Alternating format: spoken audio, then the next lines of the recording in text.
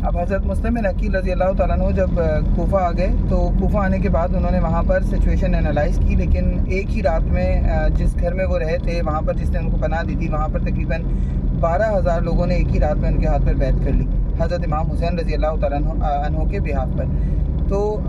इससे हज़रत मुस्लिम बिन अकील को यही परसेप्शन मिला कि लोग actually they wanted Hazrat Imam Hussain to come here and वो एक्चुअली चाहते हैं कि उनको कोई लीडरशिप मिले जिनके साथ वो खड़े होकर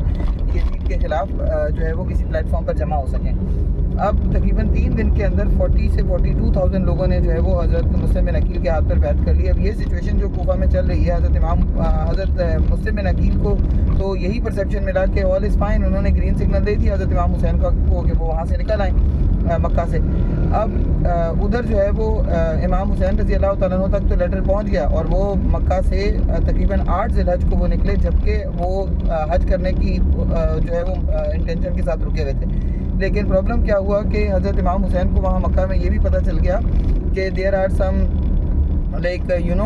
कुछ ऐसे हैं जो ट्रांसग्रेसर्स ऐसे हैं जिनको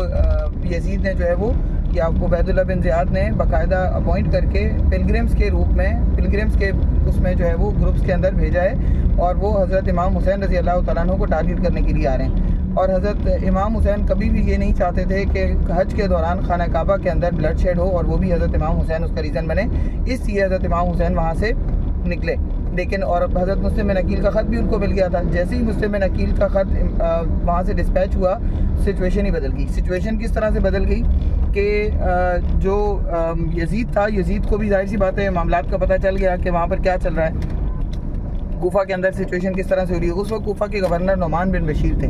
तो उन्होंने नुमान बिन बशीर को फ़ौरन जो है वो डिपोज करवाया उनकी पोस्ट से और उनकी जगह उबैदुल्लाह बिन ज़ियाद को, जो कि ऑलरेडी यमन का गवर्नर था, उसको भेजा कि वो जाए और जाकर